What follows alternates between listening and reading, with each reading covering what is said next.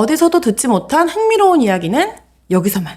영국 더럼의 한 여성이 멋진 남자를 만나 사랑에 빠집니다. 이 남자는 소방관이었어요. 자신의 목숨을 걸고 사람을 구하는 직업. 그래서인지 그녀는 그 남자를 더욱더 의심하지 않고 사랑했습니다. 그는 그녀에게 결혼을 약속했고 그 둘은 미래를 계획했습니다. 그리고 얼마 지나지 않아 그녀는 임신을 하게 되고 그 둘은 아이까지 낳아 출생신고까지 하게 됩니다. 그러나 그녀는 이때 전혀 알지 못했어요. 그 남자는 이미 다른 가족이 있는 남자라는 걸. 그리고 그의 이름조차 그녀가 알고 있는 이름이 아니라는 걸. 그는 자신을 제임스 스캇이라고 소개했지만 그의 이름은 그렉 윌슨. 한쪽에서는 남편이자 아버지로 살면서 다른 한쪽에서는 완벽히 다른 인생을 산 그렉 윌슨. 오늘 이야기할 사건은 영국을 충격에 빠뜨린 완벽한 더블 라이프를 산 그야말로 임신까지 시킨 로맨스 스캠. 가짜 소방관 그렉 윌슨의 이야기입니다. 시간은 2014년 영국 더럼. 여기에 콜린 그린우드라는 여자가 살고 있었어요. 그녀는 17년 동안 지속되어 오던 결혼 생활을 마감하고 이혼을 한 상태였어요. 그녀에게는 이제 예쁜 두 딸들이 있었고 또 콜린은 특이점이 있다면 쌍둥이 여동생이 있었습니다. 이 쌍둥이 여동생이랑도 굉장히 가까워가지고 절친이자 자매이자 이런 존재였대요. 또 어머니 아버지가 있었지만 아버지는 돌아가시고 엄마만 남아있는 상태였고요. 이 모든 가정이 어머니, 또 콜린의 여동생 카렌의 그 당시 남자친구가 있었거든요. 그 남자친구, 또 자신의 둘 딸들, 되게 쫀쫀하게 가족이 굉장히 친밀하고 친했다고 해요. 이렇게 행복한 삶을 이혼하고 시작하고 있던 콜린에게 주변 사람들이 야, 콜린, 너 이제 이혼했으니까 아직 나이도 40밖에 안 됐는데 새로운 데이트 좀 시작해봐. 그동안 결혼생활 하느라 지쳤는데 이렇게 얘기를 하는 거예요. 그래서 콜린이 누굴 어디서 만나, 나 이혼했는데 이렇게 얘기했더니 사람들이 야, 요즘은 데이팅 앱이 대세야. 거기 가면은 네 맘에 드는 남자들 네가 고를 수 있어. 그거 앱부터 깔아봐봐. 이렇게 한 거예요. 그래서 콜린이 이제 앱을 깔고 데이팅 앱에 접속해봅니다. 콜린 입장에서는 이게 처음 해본 거예요. 또 SNS를 잘하는 이 10대 딸들도 엄마 내가 도와주겠다고 한번 보라고 이렇게 응원을 하니까 앱을 깔고 이렇게 남자들을 쭉 보기 시작했어요. 근데 콜린이 진짜 웃긴 말을 하는 게 아니 왜 이렇게 남자들이 다 물고기 들고 사진 찍냐고. 제가 사건 사고 이렇게 다루다 보면 데이팅 앱이 엄청 자주 나와요. 아무래도 엄청 핫한 플랫폼이다 보니까. 그럼 정말로 남자들은 이렇게 하나같이 물고기를 엄청 들고 있고 자기 낚시하는 걸 어필하더라고요. 아니면은 근육질 몸, 관리 잘 된 중년 남자의 멋진 몸? 이런 거를 푸사로 좀 많이 하더라고요. 콜린도 좀 그게 웃겼대요. 왜 이렇게 물고기 들고 있어? 그리고 또 이렇게 물고기 들고 있는 남자들이 꼭 채팅을 걸면은 메시지를 보내서 사진 보내봐. 사진 좀 더 있어요? 막 이런 것만 보내는 거예요. 그래서 콜린이 왜 이렇게 다들 사진 보내라고 난리야. 이렇게 좀 짜증이 나 있을 때 물론 콜린도 푸사는 등록했습니다. 어떤 한 남자가 메시지를 보내온 거예요. 주말 사이에. 그런데 이 남자가 좀 눈길을 사로잡은 게 푸사가 없어요. 보통 다들 막 자기 제일 잘 나온 거 올려놨는데 푸사가 이렇게 없이 기본 푸사가 되어 있는 거예요. 게다가 이름도 자기의 풀네임이 아니라 Firefighter J. 그러니까 소방관 J. 이렇게만 딱 써 있는 거예요. 그래서 콜린이 살짝 호기심이 가서 메시지 창을 열어봤는데 메시지 내용도 너무 이렇게 완벽할 수가 없어요. 뭐라고 써 있었냐면 안녕, 나도 애 둘이 있는 이혼남이에요. 당신 사진 이렇게 보니까 참 좀 외로움이 느껴지네요. 애 딸린 이혼남으로서 데이트하기가 참 쉽지가 않아요. 그쵸? 이렇게 쓴 거예요. 이 얼마나 공감대를 확 형성하면서 답하기도 딱 좋게 의문형으로 끝나는 이런 메시지. 저라도 좀 호기심이 갈 것 같은데 콜린도 여기에 딱 호기심이 발동한 거예요. 그래서 답장으로 네, 그런데 왜 푸사가 없어요? 이렇게 물어본 거예요. 아무래도 이게 얼굴도 서로 모르는 사이에서 이렇게 앱으로 주고받는 거니까 의심의 촉이 먼저 발동이 되잖아요. 저부터도. 그래서 콜린이 이 사람 혹시 폭탄 아니야? 얼굴에 문제 있는 거 아니야? 이렇게 생각을 해서 메시지를 보냈더니 이 남자가 너무 흔쾌히 그 사진이 없는 이유는 제가 아무래도 이 닉네임에 썼듯이 직업이 소방관이다 보니까 이 개인 신상을 좀 이렇게 올린다는 게 부담스럽기도 하고 직업이 또 그런 거에 약간 보완을 요하기도 해서요. 사진을 올리긴 좀 그랬어요. 이렇게 대답을 해요. 그 콜린이 한 번에 이해가 가는 거예요. 네, 그런 이유군요. 뭔지 알겠어요. 그럼 혹시 사진을 좀 보내주실 수는 있나요? 이랬더니 남자가 너무 흔쾌히 와이나 당연히 되죠 이러면서 사진을 대여섯 장을 뿅뿅뿅 이렇게 보내는 거예요.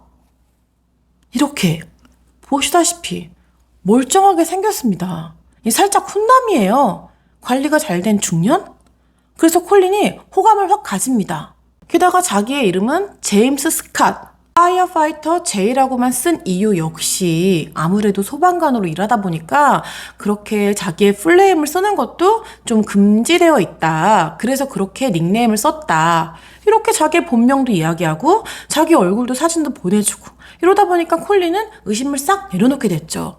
대화를 해보니까 이 제임스 스캇도 딸을 둘 둔 이혼남이었더라고요. 이 딸들은 엄마가 데려가서 키우고 있었다고 합니다.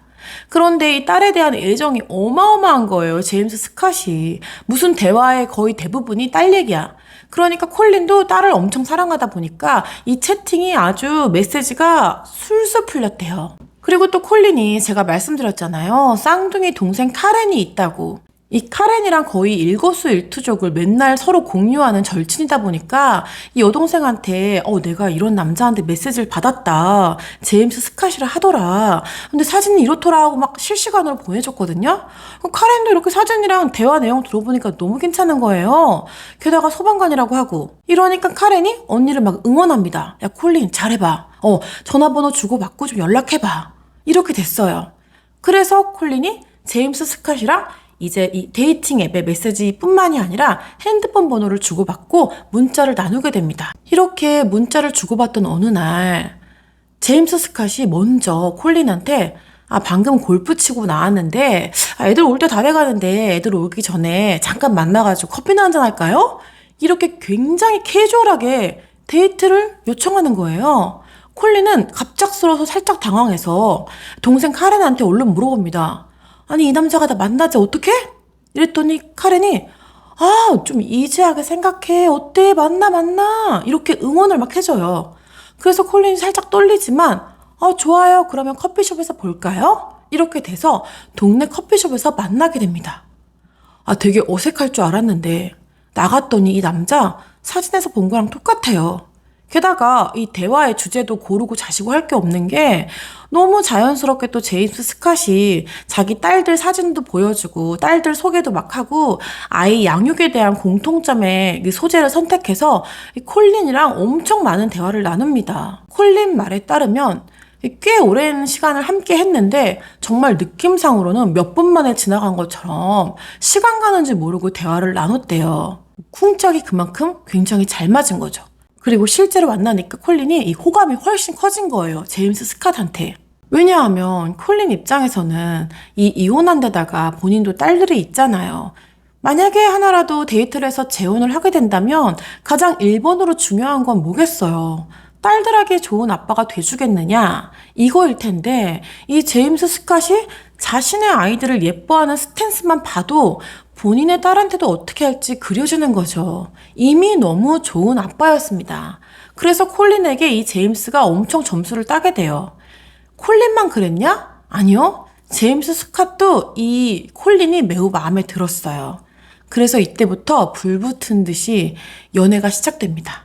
콜린이 푹 빠진 영역이 또 하나 있었는데 그게 뭐냐면 아무래도 제임스 스캇이 교대 근무가 잦다 보니까 잠깐 짬이 나가지고 콜린의 집에 와서 밥을 먹거나 차를 마시거나 한 일이 종종 많이 있었는데 이때마다 급히 다음 교대 근무에 또 가야 되고 하다 보니까 이 소방관 옷?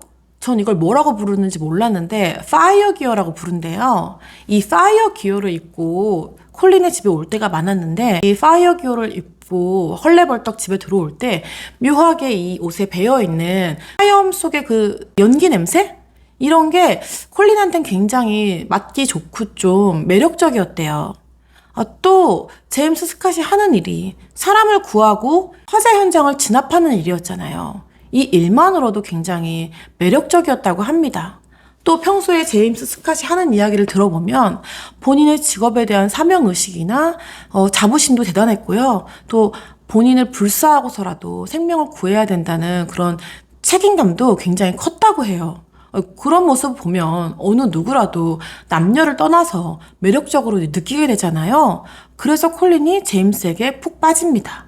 한 가지 불만이 있었다면 아무래도 제임스가 하는 일이 생명을 구하는 초각을 다투는 일이다 보니까 데이트를 하다가도 호출을 받고 뛰어가거나 혹은 데이트를 못하는 기간이 하루 이틀 지속되거나 혹은 정말 큰 화재 현장에 투입이 됐을 때는 몇 날 며칠 동안 얼굴을 보지 못하고 연락도 잘 안 되거나 하는 일들이 잦았던 거죠. 또 조금 짜증났던 건 콜린 입장에서는 제임스를 기다리면서 내 집에 퇴근한다 하니까 음식을 다 해놓으면은 라스트 미닛에 제임스가 나 급한 호출이 있어서 급한 화재 현장에 투입이 됐다.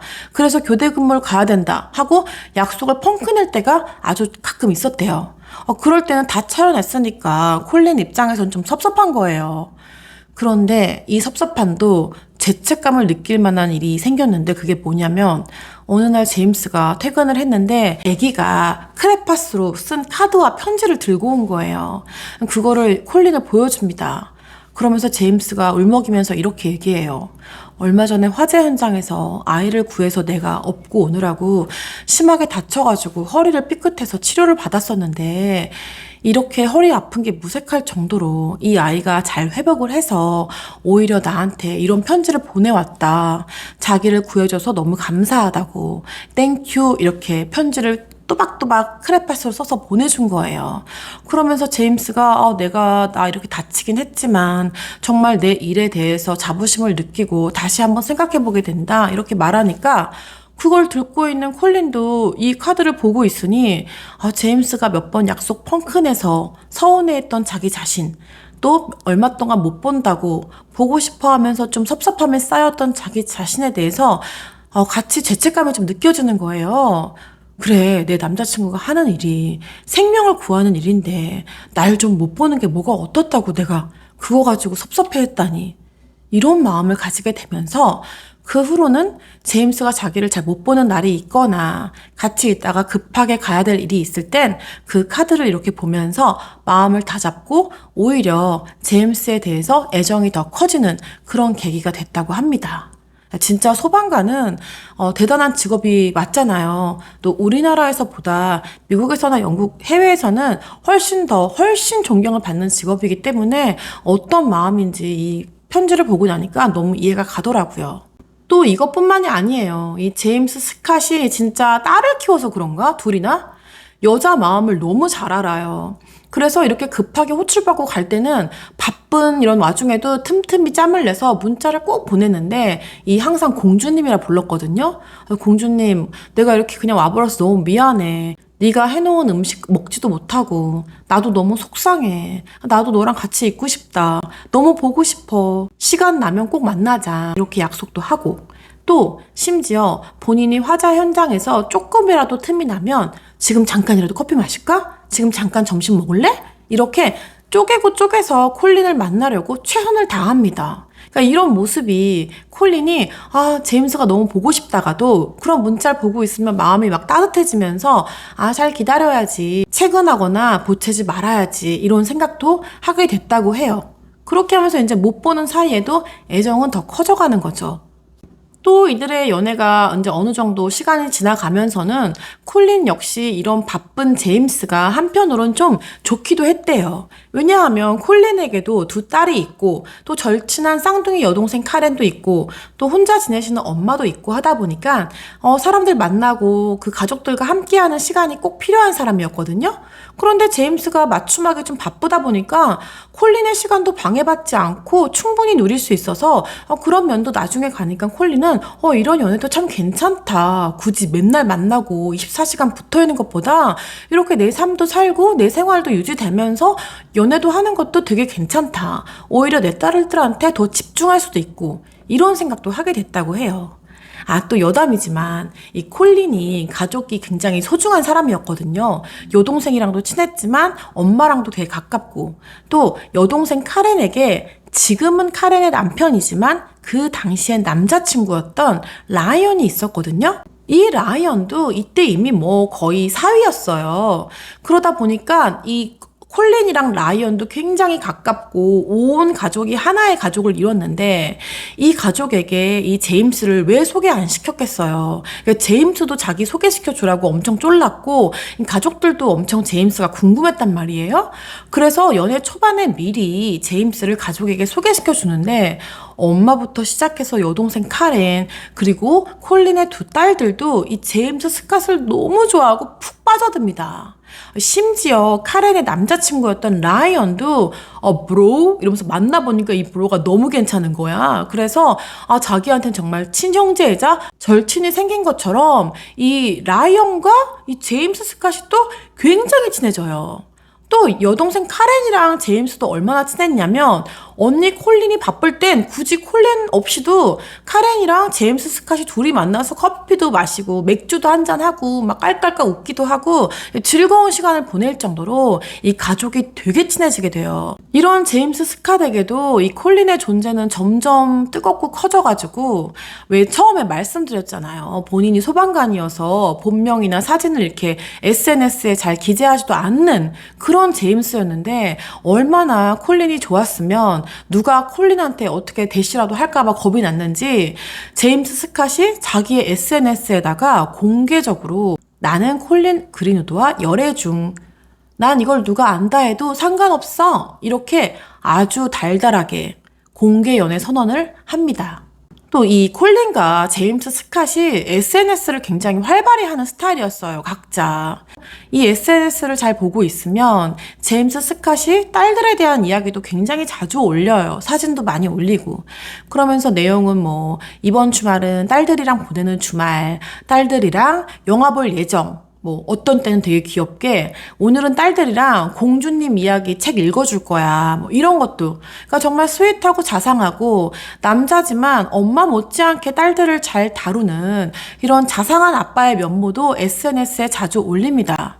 그러다 보니까 이 제임스 스캇의 딸들은 아무래도 전처인 엄마랑 살고 있으니 제임스랑 그렇게 자주 보는 입장은 아니었었는데, 콜린은 그럼에도 불구하고 하도 SNS에 딸들 이야기도 자주 올라오고, 또 본인이 제임스 스캇이랑 있을 땐 딸들한테 전화도 자주 오는 거예요. 그러면 제임스 스캇이 전혀 망설이지 않고 전화도 자주 받아요, 콜린 앞에서. 그러니까 콜린에게도 제임스 스캇의 딸들이 본인 딸 못지않게 굉장히 소중하고 중요한 존재가 되며, 또 어떻게 지내는지 어떤 애들인지 쏙쏙들이 빠르게 잘 알게 되었다고 합니다. 이렇게 온 가족의 허락도 받고 응원을 받으면서 달달하게 이어지고 있던 이 연애도 해를 넘기게 됩니다. 서로 사이가 깊어지고 시간이 지나갈수록 이 둘도 가족 관계에 대해서 이야기를 하게 되는데요. 미래를 이야기해보던 과정에서 이제 제임스에게도 딸이 둘이나 이미 있고, 콜린에게도 딸이 둘이나 있고, 뭐 그럼에도 불구하고 한 명쯤 더 나을 수도 있는데, 이거에 대해서 이야기를 하다 보니 콜린이 자기가 둘째 딸을 낳을 때 너무 난산으로 고생을 많이 하고 임신 과정도 고생을 많이 했지만 출산 때는 뭐 거의 목숨을 바꿔서 낳은 기억이 있단 말이에요. 자신의 목숨만 위험했던 게 아니라 그 당시 둘째 딸도 위험한 상태로 태어났었대요. 그러다 보니 이게 콜린한테 임신과 출산 자체가 공포와 트라우마로 남게 됩니다. 그래서 이거를 제임스 스캇에게 솔직하게 털어놓아요. 나는 둘째 딸을 낳을 때 내가 정말 죽을 뻔했고 아이도 위험했던지라 난 앞으로 살면서 내 인생에 임신과 출산은 두 번 다시 없다. 그러니까 나랑 연애를 하면서 혹시 아이를 낳길 기대한다면 나는 미안하지만 그건 못하겠다. 난 그걸 다시 할 생각이 없다. 여기에 대해서 한번 의논하고 싶다라고 했더니 제임스 스캇이 난 좀 아쉽지만 너가 그런 과정을 겪었다고 하니까 내가 어떻게 말할 수가 없다. 충분히 이해하고 존중한다. 그러면 우리 둘 사이의 아이는 낳지 않는 걸로 하자. 이미 있던 우리의 아이 4명에게 최선을 다하자.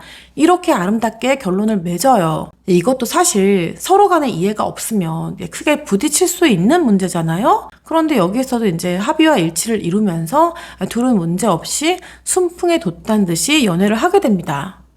그런데 이게 참 사람이 계획한 대로만 되면 얼마나 좋겠어요. 인생은 결코 계획대로 되지 않죠. 어느 날 조심한다고 조심을 했는데도 콜린이 덜컥 임신을 하게 됩니다. 그런데 막상 임신을 해서도 콜린이 아무리 고민을 해봐도 도저히 이 아이를 낳을 엄두가 안 나는 거예요. 그러니까 임신 자체가 너무 공포고 기쁨보다는 두려움과 무서움이 너무 큰 거예요. 그래가지고 정말 너무너무 고통스럽게 고민을 하다가 제임스 스캇에게 나 도저히 이 아이를 낳을 수가 없다. 자신도 없거니와 자신이 없는 정도가 아니라 너무 무섭다. 나는 더 이상 그걸 두 번 겪을 자신이 없다. 이렇게 털어놓게 됩니다. 그래서 둘은 정말 오랜 고민을 하고 정말 어렵게 아이를 낳지 않는 쪽으로 결론을 짓게 돼요. 그래서 정말 힘겹게 수술을 결정하고 수술을 하게 됩니다. 또 이 수술날 공교롭게도 제임스 스캇이 급한 화재 현장에 호출을 받고 콜린 곁을 지켜주지 못해요. 그래서 콜린은 카렌과 함께 가서 아이를 지우게 됩니다. 그렇게 되고 나니 콜린이 얼마나 마음이 안 좋고 죄책감도 크고 슬펐겠어요. 막상 집으로 돌아와서도 한동안 이 아픔에서 벗어나지 못합니다. 그러면서 이제 수술에 대한 죄책감, 더불어 임신에 대한 또 다른 공포 때문에 제임스와의 이런 연애가 좀 부담스러워진 거예요. 예전 같지 않게. 그래서 콜린이 이거를 솔직하게 제임스에게 털어놓습니다. 나 사실 또 임신하게 될까봐 좀 겁이 많이 나고 이전처럼 내 행동에 좀 자유스럽지가 않다. 이랬더니 제임스가 이걸 알아듣고 네가 그렇게 마음에 짐이 있는 채로 나랑 연애를 할 것 같으면 그냥 내가 가서 정관 수술을 받고 올게. 이렇게 얘기하게 돼요. 콜린은 미안하고 한편으론 고맙죠. 그래서 그래 줄 수 있겠어? 이렇게 돼서 이제 제임스가 혼자 가서 병원에서 수술을 받게 됩니다.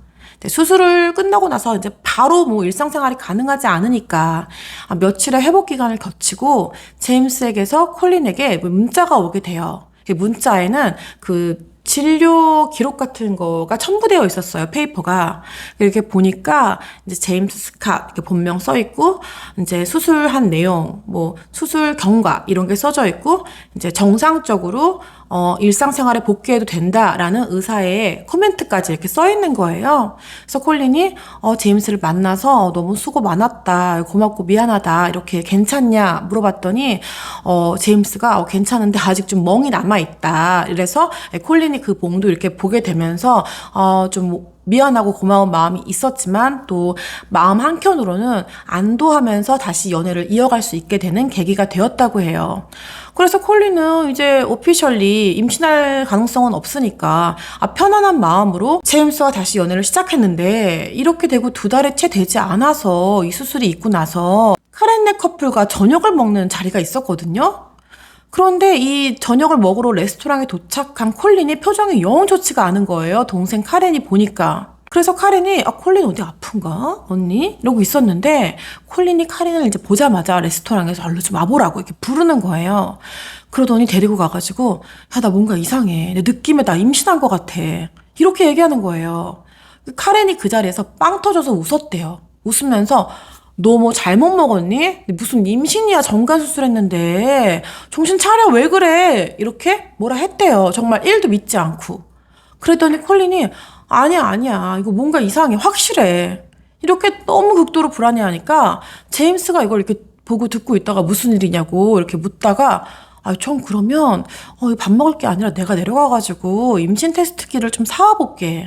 이러고 그 길로 테스트기를 사옵니다. 그래서 콜린이 얼마나 불안했으면 그 레스토랑 화장실에서 이 임신 테스트기를 해보게 돼요. 그런데 이게 무슨 일? 2줄이 나온 거예요. 임신이라고. 그래서 식사고 뭐건 집으로 달려옵니다. 그래서 임신 테스트기를 4개를 더 사와요.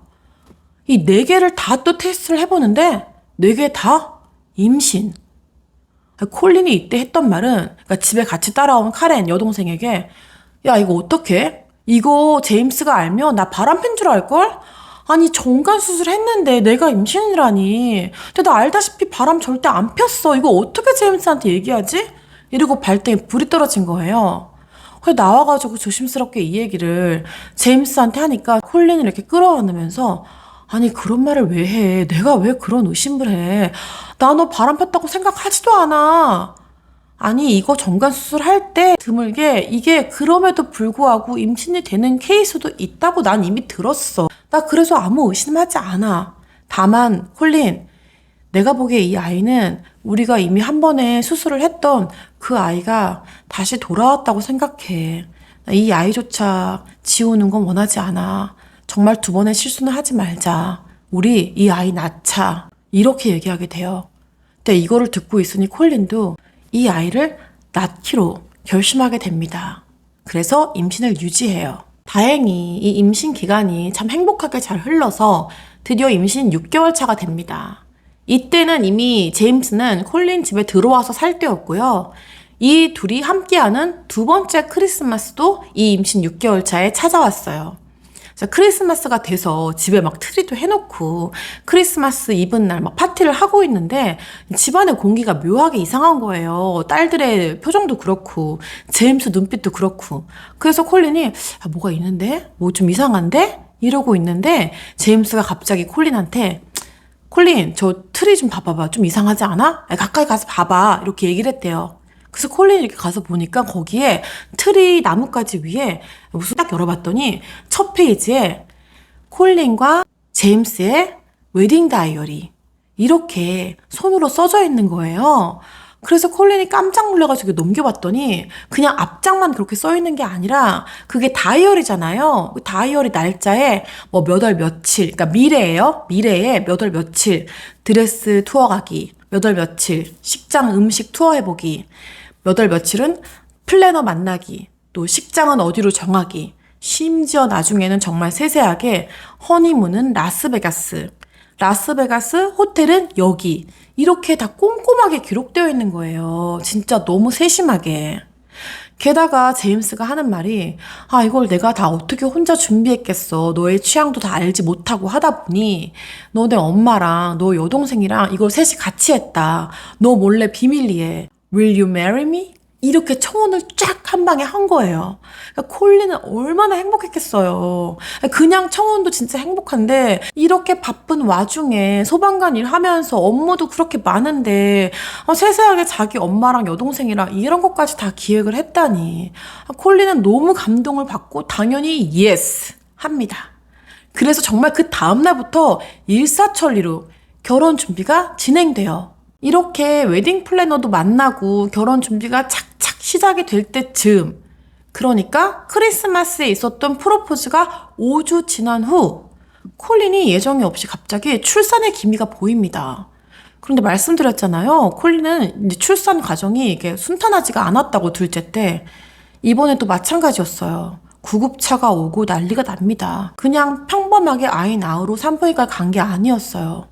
콜린이 기억하는 건 정말 정신을 잃기 전에 자기가 어떤 베드에 이렇게 눕혀져가지고 막 드르르 응급수술실로 가는 그 천장에 지나가던 불빛만 기억이 난대요.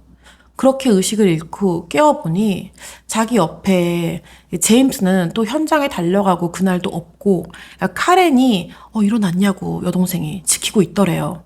거기 딱 보니까 아기가 없는 거예요. 그래서 콜린이 너무 불길한 마음에 카렌한테 첫 마디가 아기는? 이랬더니 카렌이 일단 좀 진정하라고 이러더니 아기 괜찮아. 아기는 지금 신생아 집중 치료실에 있어. 좀 상태가 안 좋아서 좀 아파서 거기 있다 근데 퇴원하면 괜찮을 거래. 그러니까 너무 걱정하지 말고 너부터 회복해. 이렇게 된 거예요.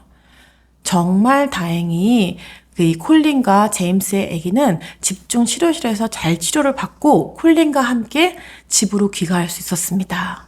이렇게 집에 온 아기는 찰리라는 이름을 갖게 됐어요. 제임스는 이 애기를 너무 이뻐해가지고 또 이들이 딸들만 있었잖아요. 그 제임스도 딸만 둘이었고 콜린도 딸만 둘. 근데 이 찰리는 아들이었단 말이에요. 그러니까 제임스가 얘가 너무 예쁜 거예요. 그래서 태어나자마자 콜린이 집에서 이렇게 조리를 좀 하고 있을 때 막 뛰어가가지고 출생신고도 바로 합니다. 그래서 출생신고서를 막 이렇게 들고 와요. 거기 이렇게 보면은 아빠 제임스 스캇, 엄마 뭐 콜린 그린우드 이렇게 쓴 다음에 아기는 찰리 스캇 이렇게 되어 있고 언제 태어났는지 아기 이름이랑 아빠 직업엔 또 이렇게 되게 자랑스럽게 소방관 이렇게 딱 써져 있었어요. 그래서 콜린이 그날 그런 생각을 했대요. 아기가 너무 잘 태어났고 얼마나 걱정 많이 했어요. 출산 어렵다고. 그리고 또 이 아기가 태어나서 집에 잘 왔고 또 출생 증명서도 이렇게 오늘 딱 받았고 모든 게 완벽하다. 이렇게 너무 행복감을 그날 느꼈다고 합니다. 참고로 아기 찰리의 풀 네임은 찰리 올리버 스캇이었고요. 그 생년월일은 2016년도 2월 24일이었다고 합니다. 사진 보니까 엄청 귀엽더라고요. 콜린이 임신과 출산이 너무 무섭다 보니까 자기는 이제 노멀 키즈라고 했었잖아요. 그런데 막상 이렇게 찰리를 낳고 보니까 이 육아도 너무 행복하고 또 제임스가 이렇게 아기를 예뻐하는지 몰랐는데 완전히 혼자 다 키워 제임스가. 맨날 아기랑 놀아주고 너무 자상하고 스윗한 아빠였던 거예요. 그래서 콜린이 정말 행복하게 이 신생아를 키우면서 행복한 나날들을 보내게 됩니다. 이렇게 콜린 집에서 콜린의 두 딸과 또 제임스 스캇, 또 새로 태어난 찰리, 그리고 콜린 이렇게 5식구가 행복하게 살던 날씨 좋은 어느 날 이 모든 식구가 영국에 있는 알톤 타워즈라는 놀이동산에 놀러를 가게 돼요. 이 알톤 타워즈는 롤러코스터가 엄청 유명한 그런 놀이동산이래요. 여기에 이제 기분 좋게 5식구가 다 가서 이제 롤러코스터 줄을 서서 기다리고 있는데 갑자기 어떤 남자가 이 가족한테 다가오더니 제임스 스캇 어깨를 탁 치면서 윌슨, 약간 영국 악센트를 흉내를 내자면 윌슨, you're right, 윌슨 이렇게 한 거죠. 이거 딱 들으니까 콜린이 윌슨? 제임스인데 왜 윌슨이야? 저 남자 뭐지? 그리고 또 제임스가 그 남자를 모르지 않아요. 같이 대답을 해. I'm alright이라고. 그러니까 콜린이 뭔가 이상한 거예요. 그래서 뭐야? 윌슨? 당신 보고 왜 윌슨이래? 저 사람 뭐야? 했더니 제임스가 너무 자연스럽게 아휴 자기 몰라서 그런데 이게 소방관들끼리는 소방서 내에서 이름 잘 안 불러. 너무 바쁘고 막 해야 되니까 닉네임을 주로 쓰는데 내 닉네임은 윌슨, 윌이야, 윌. 이게 어디서 나온 거냐면 내가 되게 좋아하는 속담이 When there is a will, there is a way 라는 속담 있잖아. 거기서 나오는 will. 그래서 내 닉네임이 윌이야. 윌슨을 줄여서 윌. 그래서 소방관 친구들은 저렇게 나를 제임스라기보다 윌로 불러. 이렇게 설명하는 거예요. 콜린이랑 두 딸들은 듣자마자 오케이 이해했다고. 너무 리저너블한 거예요 이유가. 그래서 그냥 휘리릭 그 일이 지나갑니다. 물론 우린 모두 알죠? 이게 레드 플래그인 거. 이렇게 이 신생아 찰리가 놀이동산 나들이도 가능해질 만큼 좀 컸고 행복한 나날들을 보내면서 동시에 결혼 준비도 착착 진행이 돼서 결혼식이 정말 코앞에 온 어느 날 제임스 스캇이 침대에 이렇게 되게 심각하게 앉아있는 거예요. 그래가지고 콜린이 무슨 고민 있어? 왜 그래? 이렇게 들어갔더니 불도 안 켜진 방에서 제임스 스캇이 몸에 좀 문제가 있는 것 같아. 약간 종양 같은 게 만져지는데 느낌이 좋지가 않네? 근심에 가득 차서 얘기하는 거예요. 그래서 콜린이 이게 무슨 소리야? 당장 병원에 가. 이렇게 해서 병원을 당장 예약합니다. 그래서 제임스가 병원에 가요. 병원 앞에서 제임스가 진료실에는 혼자 들어가고 싶다고. 이게 내가 너무 긴장이 되니까 일단은 혼자 들어가서 좀 차분하게 듣고 싶다. 대신 나오면 솔직하게 말하겠다. 이렇게 해서 병원에 혼자 들어갑니다. 나오더니 제임스 스캇이 표정이 더 안 좋아졌어요. 그러더니 의사가 암일 것 같다고 하네. 그래가지고 조직검사를 받아보기로 했어. 이렇게 얘기하는 거예요. 그때부터 콜린은 결혼식이고 뭐고 아무것도 중요하지가 않은 거예요. 그래서 콜린이 먼저 일단 결혼식부터 미루자. 이거는 결혼할 때가 아니야. 웨딩 플래너한테 전화를 해서 결혼식을 일단 정지시킵니다. 그렇게 하고 제임스는 조직검사를 해요. 결과가 나오는 날 콜린이 그날 근무를 해야 돼가지고 콜린이 같이 못 가게 돼서 그 아들 찰리의 데모, 갓마더. 이 데모를 부탁을 해서 제임스랑 같이 결과를 들으러 병원에 가게 합니다. 그 데모가 제임스랑 같이 차를 타고 병원 도착을 했는데, 제임스가 자기 먼저 들어가겠다고 그렇게 하고 이 데모는 이제 병원의 주차장에 주차를 하러 간 거죠. 근데 주차를 하고 돌아서자마자 저기서 제임스가 나오고 있는 거예요. 그래서 이 데모의 첫 마디가 오죽 그게 얼마 안 됐으면, 왜요? 예약이 취소됐어요? 무슨 일 있대요? 캔슬된 거예요? 이렇게 물어봤어요. 근데 제임스가 환하게 웃으면서, 아니요, 진료 다 보고 나왔고요. 그 의사가 그러는데 그 오진이 좀 있었다고. 이게 아무 종양이 아니래요. 악성이 아니래요. 그러니까 처음부터 암이라고 추측했던 게 오진이었다고 하네요. 저 건강합니다. 이렇게 얘기를 하는 거예요. 그러니까 얼마나 다행이에요. 정말 희박한 확률로 오진이었던 거죠. 그래서 기쁜 마음으로 이들이 모두 집에 와서 셀러브레이트 합니다. 그리고 바로 한 건 뭐냐. 그 웨딩 플래너한테 다시 전화를 해서, 결혼식 그냥 진행을 하자고. 근데 물론 이제 올스탑을 시켰기 때문에 식장부터 캔슬을 한 상태였거든요. 그러니까 날짜는 다시 잡게 돼요. 좀 더 먼 날짜로. 그렇지만 어쨌든 다시 결혼 준비도 기쁜 마음으로 진행하게 됩니다. 이렇게 결혼 준비가 활발하게 다시 진행이 되고 있을 시기에 작은 변화가 하나 생겼는데, 그게 뭐였냐면 제임스 스캇이 콜린한테 이렇게 얘기하는 거예요.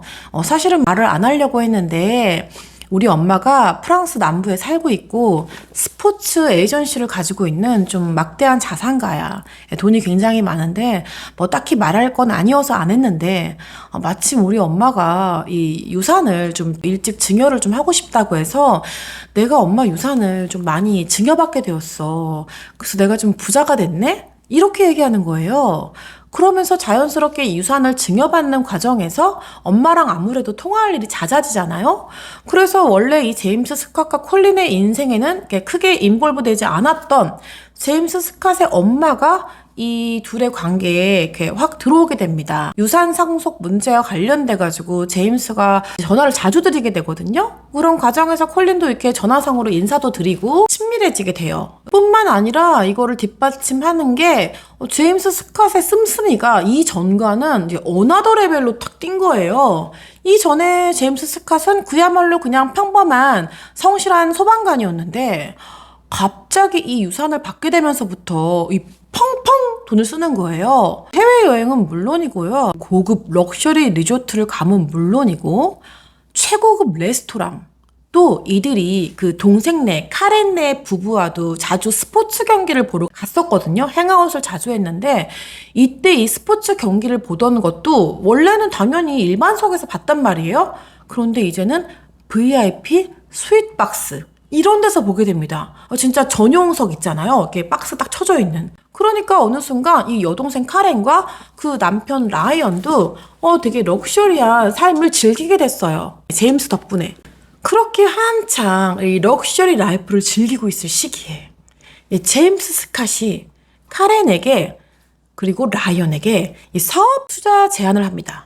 그러니까 본인이 원래는 돈이 없어서 그런 걸 할 수 없었는데 엄마의 유산을 받고 나니까 사업에도 좀 눈길이 간다. 그런데 혼자 하는 것보다는 너네도 같이 하는 거 어떠냐. 내가 이게 부동산 사업에 좀 뛰어들려고 한다. 그래서 사업체를 열려고 한다. 여기에 지분을 좀 투자해라. 이렇게 된 거예요. 또 이게 시기적으로 정말 운이 좋았던 게 콜린과 카렌의 아버지는 일찍 돌아가시고 안 계셨거든요. 그러면서 아버지가 아버지 유산을 딸 콜린과 카렌에게 증여했단 말이에요. 이거를 콜린은 이혼하고 이렇게 살면서 좀 다 썼어요. 그런데 여동생 카렌은 그대로 갖고 있었거든요. 이거를 당연히 제임스 스캇도 이미 가족이었기 때문에 다 알고 있었어요. 그랬는데 제임스가 이제 그 돈을 좀 투자해보라. 내가 하려는 사업에 우리 엄마도 여기 투자한다. 그 재력가 엄마도. 이렇게 돼서 카렌과 라이언이 고민을 하다가 뭐 부동산 이렇게 썩히고 있고 현금도 은행에 두는 것보다는 그럼 그렇게 해볼까? 하고 전 재산을 제임스 스캇에게 투자합니다. 이 전 재산이 55,000파운드, 한화로는 1억에 가까운 돈인데요. 이 돈을 투자하면서 정말 말로만 투자한 건 아니고요. 그 사업장을 열 건물에도 직접 가서 다 같이 보고 이렇게 다 관여를 해요.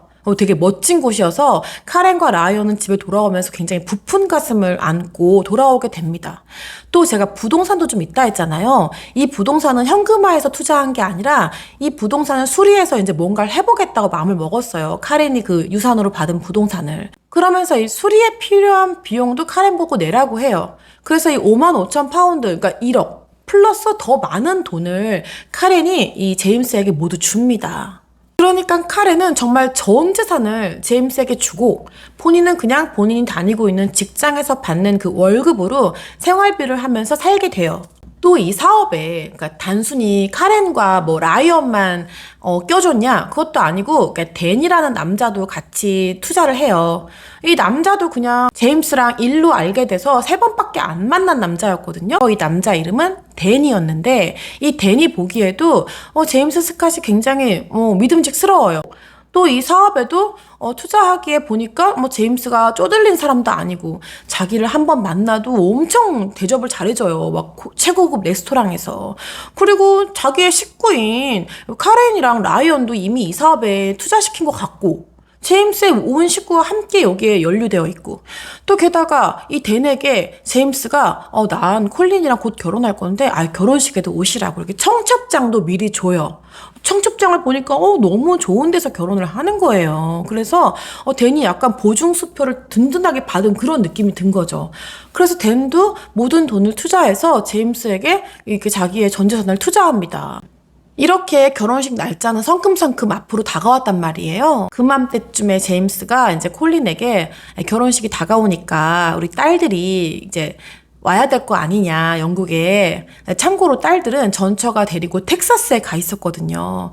그래서 딸 데리러 미국에 좀 갔다 오겠다. 와서 우리 결혼식도 보고 좀 얼마 동안 우리 집에 좀 머물다가 다시 텍사스로 돌아가도록 해야겠다. 콜린이 들어보니까 너무 좋은 계획인 거예요. 딸들이 텍사스로 전처 따라서 가고 나서는 제임스가 딸들을 실제로 되게 보고 싶어 했거든요. 그게 콜린이 늘 마음이 한켠이 좀 안 좋았는데 이렇게 왔을 때쯤 온 가족이 함께 있어보고 또 콜린도 그 딸들이 궁금하기도 했고 또 제임스도 딸들이랑 좋은 시간을 보내고 또 찰리에게도 새로운 누나들이 생기잖아요.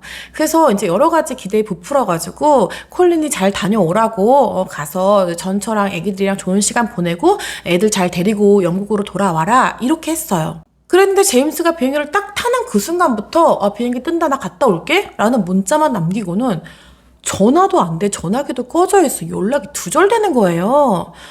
그러니까 콜린은 좀 불안했죠. 그러니까 딴 게 불안한 게 아니라 안전히 잘 갔나? 무슨 일 있나? 잘 텍사스에 간 거겠지? 이런 걱정을 하고 이런 걱정을 카렌에게 좀 털어놓습니다. 그러니까 여동생 카렌도 좀 이상하긴 했대요. 그렇지만 워낙 제임스가 어떤 사람인지 아니까 기다려봐. 그 전처도 만나고 또 애들도 오랜만에 만났으니까 할 이야기 또 풀어야 할 일 많을 수도 있잖아. 그러니까 뭐 돌아오는 비행기 티켓 언제라고 정해져 있으니까 오겠지. 이렇게 기다립니다. 근데 뭐 다르지 않았어요. 어느 순간 문자가 딱 오더니 방금 영국에 도착했어. 곧 집으로 갈게. 이렇게 문자가 옵니다. 그게 텍사스로 떠나고 처음 받은 문자였어요. 그래서 콜린이 답장에다가 잘 왔냐고 집에 조심해서 오라고 애들이랑 이렇게 보냈어요. 거기엔 딱히 답장이 없고 이제 콜린이 집에서 제임스랑 애들을 기다리고 있는데 제임스만 들어오는 겁니다.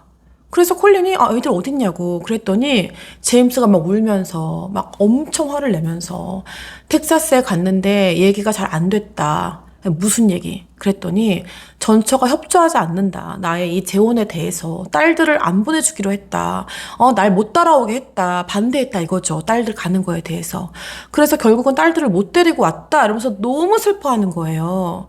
참고로 제임스가 처음에 딸들이 텍사스로 전처 따라서 갈 때도 엄청 좌절하고 힘들어했거든요. 그걸 봤던 기억이 있는 콜린이기 때문에 이 딸들을 못 데리고 온 게 제임스한테 얼마나 고통스럽고 좌절스러운 일인지 짐작이 갔어요. 그래서 콜린이 막 달랩니다. 그랬구나. 난 그것도 모르고 왜 연락이 안 되나 했다. 좀 진정해봐라. 알겠다. 그러면 이건 어떨까? 결혼식은 그러면은 그냥 하고, 왜냐면 날짜가 다가오니까. 딸들을 따로 또 그 다음에 불러서 따로 파티를 열자. 그러니까 세컨 웨딩처럼. 이렇게 얘기를 했는데, 제임스가 듣고 절대 그건 방법이 아니라고. 그러면서 자기는 결혼을 안 하겠다는 거예요.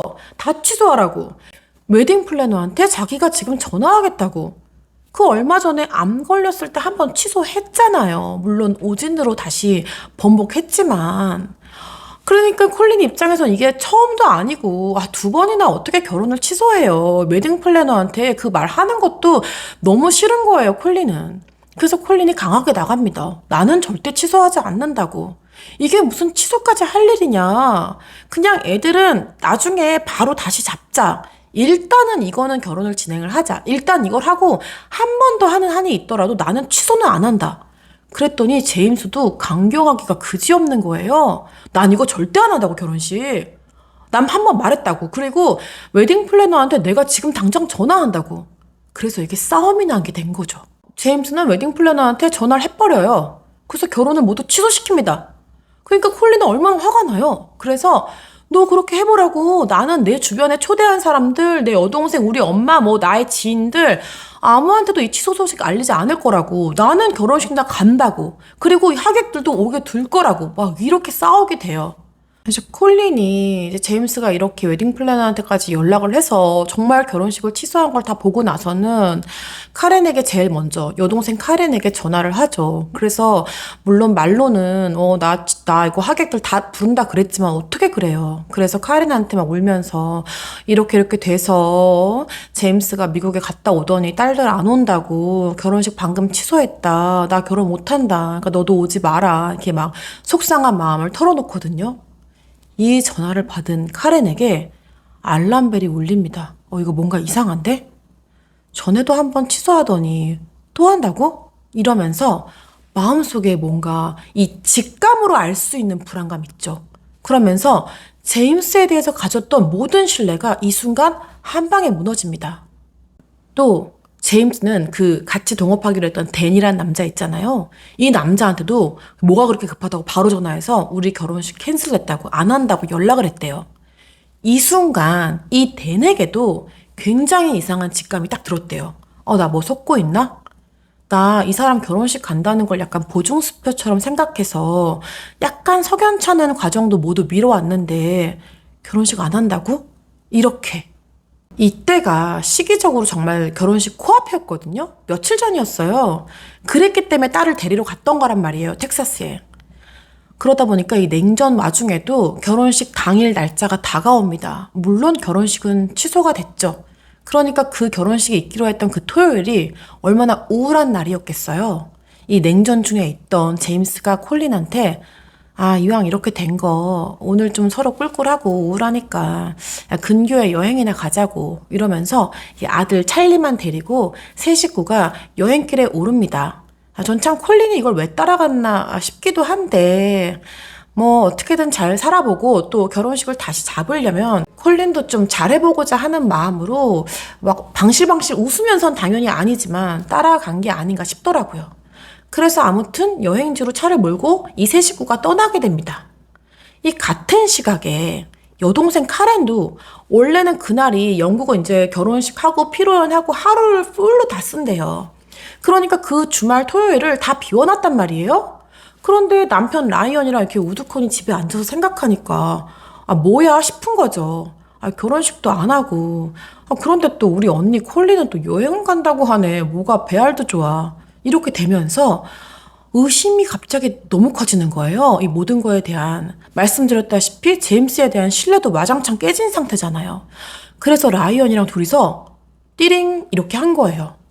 뭔가 이상하지 않아? 그래서 일단 직접적으로 확인해 볼 수 있는 거, 카렌이 소유하고 있던 그 부동산, 그 집에 가봅니다. 왜냐하면 이 집을 제임스가 멋지게 수리하겠다고 돈을 엄청나게 투자받아 갔거든요. 일단 제일 많은 돈을 가져갔던 게 이 보일러 교체였어요. 이 건물이 너무 낡아서 보일러를 완전 새 걸로 다 바꾸겠다. 근데 이게 보일러가 한두 푼 드는 게 아니니까 여기에 막대한 금액을 투자했단 말이에요. 카렌이 이미 다 송금을 했어요, 제임스한테. 그래서 카렌이랑 라이언이 차를 몰고 그 부동산이 있는 교회로 나갑니다. 그 보일러 좀 확인해 보려고. 그래서 문을 열고 들어갔더니 일단 이 집에 누가 들어와서 공사한 흔적이 하나도 없어요. 그때부터 이상했는데 보일러를 딱 보니까 보일러가 너무 낡은 옛날 보일러 그대로예요. 게다가 이 보일러 위에 먼지가 자욱히 앉아 있습니다. 그래서 카렌이 그 인근의 보일러 업체 전문가를 부릅니다. 그래서 그걸 보여줘요. 이 보일러 혹시 교체된 건가요? 최근 건가요? 그랬더니 이 전문가가 보더니 이건 이미 생산도 중단된 되게 옛날 건데요. 교체된 흔적도 당연히 없고요. 이 모델은 지금 구하지도 못해요. 이렇게 얘기한 거예요. 여기서 카렌이 진짜 심장이 막 뛰기 시작하는 거예요. 나 당했구나. 내 돈. 이렇게 된 거죠. 이때부터 이 카렌과 라이언은 거의 무슨 형사 모드로 돌입합니다. 라이언이 오늘 원래 콜린과 제임스의 결혼이 있기로 했던 그 식장 있잖아요. 거기에 한달음에 전화를 해요. 전화해서 저기요, 거기 원래 오늘 결혼하기로 했던 신랑 제임스 스캇이랑 신부 콜린 그린우드 집인데요. 오늘 그 결혼식 캔슬되면서 새로운 사람이 예약을 했나요? 이렇게 물어봐요.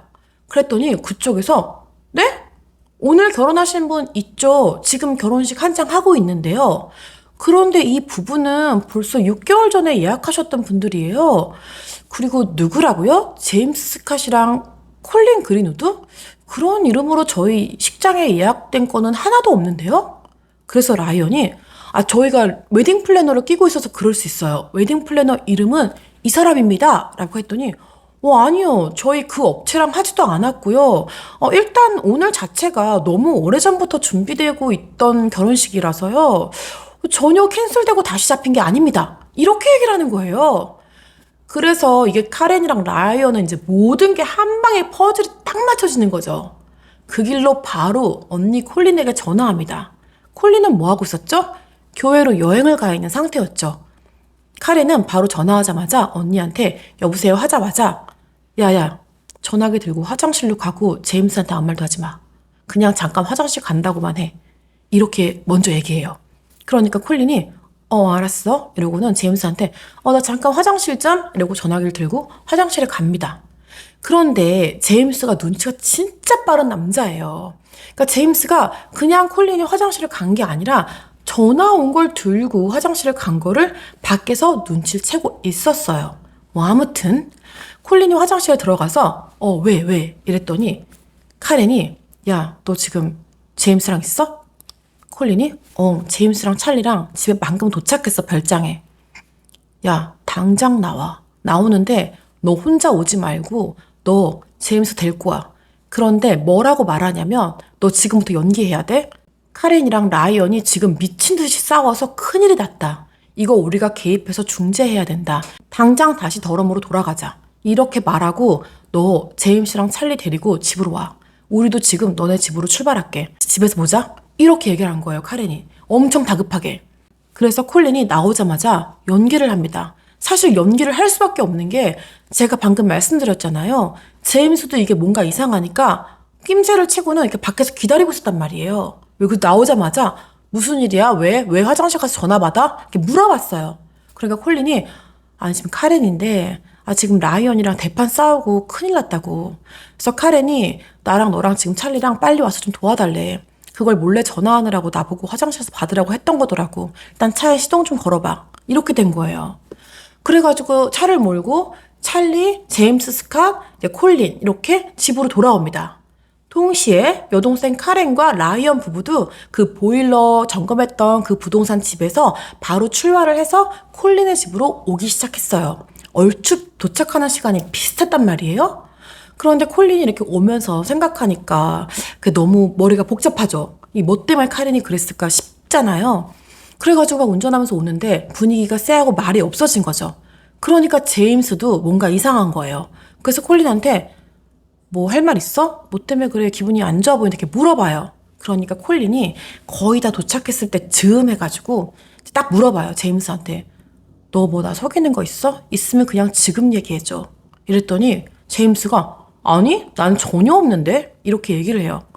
그랬더니 여기서 콜린이 참 안 그랬으면 좋았는데 제임스한테 너 찰리 걸고 맹세해봐. 너 정말 나 속이는 거 없어? 이렇게 핵 진지하게 질문을 한 거예요. 그랬더니 제임스가 나 찰리 목숨 걸고 얘기하는데 나 너 속인 거 아무것도 없어. 이렇게 얘기한 거예요. 그렇지만 제임스가 뭔가 눈치를 챈 거죠. 그렇게 차는 집 앞에 딱 도착을 합니다. 그때 한 3분 후에 카렌이랑 라이언 차도 도착하는 그 시점이었거든요. 그래가지고 집으로 들어가려고 콜린이 차에서 내렸어요. 내리고 제임스는 가서 카시트에서 찰리를 내립니다. 찰리의 시트벨트를 빼가지고 찰리를 딱 들어서 올린 다음에 콜린에게 찰리를 넘겨줘요. 넘겨주고는 집에 들어가잖아요. 당연히 콜린은 새 식구가 집에 들어갈 줄 알아서 찰리를 받았단 말이에요. 그런데 제임스가 잽싸게 운전석에 타더니 차를 부엌 몰고 그 길로 도주합니다. 그러니까 진짜 1분만 늦었으면 큰일 날 뻔한 게 도주하다가 집 앞 그 삼거리 거기서 카렌의 차를 딱 마주쳐요. 그런데 그 삼거리에서 제임스는 좌회전을 하고 카렌은 언니네 집에 가려고 이쪽으로 들어가던 어기였거든요. 차가 요렇게 마주치는 그 순간에 제임스가 이 창문으로 카렌하고 라이언에게 이렇게 손을 탁 흔들면서 씩 웃더래요. 이렇게. 나 간다? 너 허탕친 거야. 이런 표정으로. 진짜 라이언이 나중에 그 표정을 잊을 수가 없대요. 그냥 진짜 웃으면서 너네 끝났어. 딱 이런 표정이었대요. 근데 어떡해요. 카렌이랑 라이언 차는 이미 좌회전으로 접어들고 있었고 차를 돌려서 다시 가본들 이미 제임스는 36개 주랭랑. 그렇게 콜린 집에 들어간 카렌과 라이언은 막상 콜린의 얼굴을 보니까 입이 떨어지질 않는 거예요. 지금 돈을 다 날린 본인들보다도 이 콜린한테 이런 얘기를 어떻게 해요. 너 오늘 결혼식도 아니었다. 식장 예약도 안 돼 있었다. 너 완전히 속은 거다. 이 얘기 어떻게 해요. 콜린은 지금 제임스랑 2년 동안 연애를 한 사이인데. 그래서 정말 망설이다가 어쩔 수 없이 오늘의 일을 이야기합니다. 그렇지만 그때까지만 해도 카렌과 라이언이 아는 거라곤 내 돈을 모두 사기친 거. 보일러 하나도 안 갈아져 있고 돈 다 날린 거. 또 식장에 전화했는데 전혀 식장에 예약이 되어 있지 않은 거. 그러니까 콜린 너랑 결혼하려고 했던 거 새빨간 거짓말이었고 웨딩 플래너 따위도 있지 않았다. 까지 그날 얘기를 합니다. 그곳에서. 그리고 이들은 다 같이 그 길로 바로 나가서 더러움 경찰서로 갑니다. 언니 콜린에게는 콜린이 받을 상처 때문에 차마 본인의 돈 날린 거에 대해서 제대로 말도 못했던 카렌은 경찰을 보자마자 정말 입이 터져가지고 막 다 쏟아내요. 내가 얼마를 투자했고 어떻게 했고 이 새끼 어떤 새끼고 나 다 날렸다. 막 당장 잡아달라고. 얘 이름은 제임스 스캇이고 말했더니 경찰이 제임스 스캇을 이렇게 조회해봐요. 그랬더니 제임스 스캇이라는 사람은 없는데 이렇게 말하니까 카렌이랑 라이언이 너무 놀란 거예요. 콜린까지. 그래서 아니 그럴 리가 없다. 아니 우리 그 사람 자동차 등록증을 가지고 있다. 그러니까 마침 그걸 갖고 있었대요. 어떻게 하다가. 그래서 그 등록증을 막 갖고 왔어요. 갖고 와서 이거 봐라. 이 차 소유주 조회해봐라. 그거 제임스 스캇이다. 이랬더니 경찰이 오케이 잘 됐어. 그 차주를 조회해볼게. 이러고는 그걸 받아가지고 그걸 이렇게 조회해봐요. 차의 소유주는 제임스 스캇이 아니라 완전 처음 듣는 이름. 그렉 윌슨. 그래서 경찰이 이 차주는 그렉 윌슨인데? 그렉 윌슨이란 사람 알아요? 이렇게 되려 묻게 된 거예요. 그러니까 콜린, 카렌, 라이언 다 너 그렉 윌슨은 우리 모른다. 우리는 제임스 스캇을 안다. 이렇게 소방관이다. 뭐 무슨 소방서에 있다고 했다. 그 소방서에 그러면 한번 알아보라.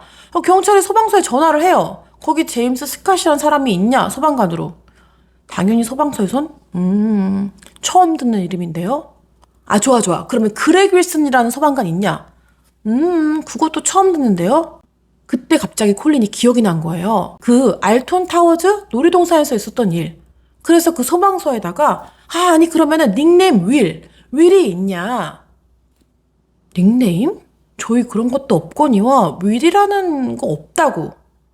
그때부터 이 모든 일이 수면 위에 올라오게 됩니다. 이 사건은 크리스 베넘이라는 형사에게 배정이 되었고요. 이제 콜린과 카렌과 라이언은 제임스 스캇이 아닌 것을 거기까지 알게 되었어요. 그래서 그렉 윌슨이라는 사람을 조사하게 됩니다. 근데 어떻게 조사해요? 형사도 지금 맨 땅에 헤딩하듯이 아무 정보 없이 그냥 이 차의 차주 그렉 윌슨을 조사하는 단계인데, 이들은 민간인인데 그렉 윌슨이라는 사람을 어디서 어떻게 찾아요? 하물며 그날 도망간 이후로 이 제임스 스캇 aka 그렉 윌슨은 연락도 되지 않고 진짜 아무런 것도 찾아낼 수가 없는 거예요. 그래서 콜린의 딸들이 엄마 요즘은 다 SNS로 찾으니까 그 그렉 윌슨이라는 사람을 검색해보자. 이렇게 해서 그렉 윌슨을 찾습니다. 근데 너무 많아요. 그렉 윌슨이. 그래서 이걸 다 들어가서 볼 수가 없는 거예요. 그랬더니 딸들이 또 그러니까 애들이 진짜 똑똑해. 그러면은 지역을 좁은 지역에서부터 이렇게 늘려가면서 찾아보자. 일단 우리가 살고 있는 더럼부터 좀 나가보자. 그래서 더럼 지역에 그렉 윌슨이 있는가, 아니면 소방서가 있다고 했던 그 지역까지 포함해서 그렉 윌슨이 있는가, 이렇게 조금씩 늘려가면서 찾은 거예요. 진짜 똑똑하죠. 그랬는데 세상에, 더럼에 이 콜린의 집이 있는 곳에서 불과 50km도 되지 않는 바운더리에서 그렉 윌슨이란 사람을 발견합니다. 이 사람의 SNS 사진이 뭐였냐면요, 자기의 와이프랑 찍은 사진을 버젓이 프사로 올려놓은 그렉 윌슨, 그 그렉 윌슨의 얼굴은 제임스 스캇의 얼굴이었어요. 온 가족이 드디어 찾았다 이놈 이랬는데 옆에 딴 여자랑 있는 겁니다. 그 그렉 윌슨의 SNS, 진짜 그렉 윌슨의 진짜 SNS를 가보니 이 그렉 윌슨에게는 어여쁜 와이프와 아들이 셋이나 있었습니다. 딸들이 있다고 했잖아요? 딸들은 존재하지도 않았어요. 그냥 아들 셋도 나빠였어요.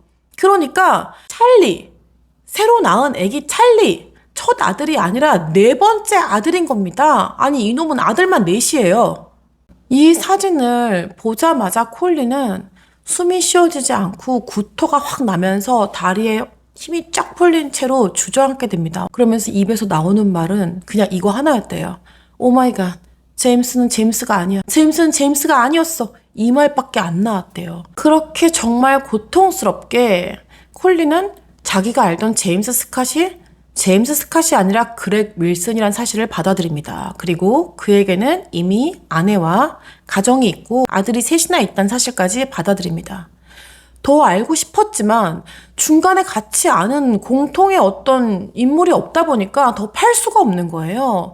너무 답답하던 차에 이름을 많이 들어서 기억에 남아있는 그 제임스 스캇, 그러니까 그렉 윌슨의 엄마 있잖아요. 그 엄마 이름이 문득 기억이 났어요. SNS에 그 엄마 이름을 쳐봐요. 그랬더니 웬걸 누가 딱 뜨는 거예요. 그래서 조심스럽게 메시지를 보냅니다. 혹시 그렉 윌슨의 어머니신가요? 그랬더니 여자가 맞다고 자기 아들 그렉 윌슨이라고 얘기하는 거예요. 그래서 콜린이 저는 혹시 기억할지 모르겠지만 너의 손자 찰리의 엄마 콜린 그랜우드다. 혹시 통화 가능하냐? 그랬더니 이 사람이 내 손자 찰리의 엄마 그래 전화하라고 이렇게 되면 전화번호를 띵 준 거예요. 그래서 콜린이 제임스의 엄마, 그러니까 그렉 윌슨의 엄마한테 전화를 합니다. 그래서 이 엄마가 전화를 받아요. 콜린이 궁금했던 걸 다 물어봅니다. 어머니 아들 이름 뭐죠? 그랬더니 어머니가 그렉 윌슨이죠. 콜린이 너무 답답했던 와중이라 이 모든 이야기를 어머니에게 털어놓습니다. 나는 네 아들 그렉 윌슨이 제임스 스캇인 줄 알고 이때까지 인연을 만났다. 그리고 내가 아기도 낳지 않았냐 찰리. 너의 손자 찰리. 이 찰리도 라스트 네임이 스캇이다. 아빠가 제임스 스캇이라고 했으니까 너는 뭘 어디까지 알고 있냐? 그랬더니 이 엄마가 난 전혀 몰랐다. 나는 아가씨를, 그러니까 콜린 당신을 내 아들 그렉 윌슨이 사업하는 사업 파트너로 알고 있었다. 어느 순간 우리 아들이 돈을 너무 많이 쓰고 여기저기 투자하고 막 럭셔리한 삶을 살길래 어떻게 그렇게 살 수 있냐 물어봤더니 아들이 자기가 요즘에 사업을 같이 하고 있는 사업 동반자인 이 콜린 그린우드란 여자가 이 굉장한 상당한 재력가다. 그래서 그 여자 돈이 이렇게 좀 잘 굴러가가지고 내가 이렇게 삶이 업그레이드 되었다. 이렇게 나는 반대로 알고 있었다. 그리고 찰리도 그냥 자기의 그냥 어나더 손주아이라고 생각했지 제임스 스캇이란 이름으로 그렇게 지내고 있는지 몰랐다. 나의 며느리는 이미 내가 알고 있고 내가 알기론 내 아들 그렉 윌슨은 지금도 내 며느리랑 한 집에 살고 있다. 손주 셋이랑.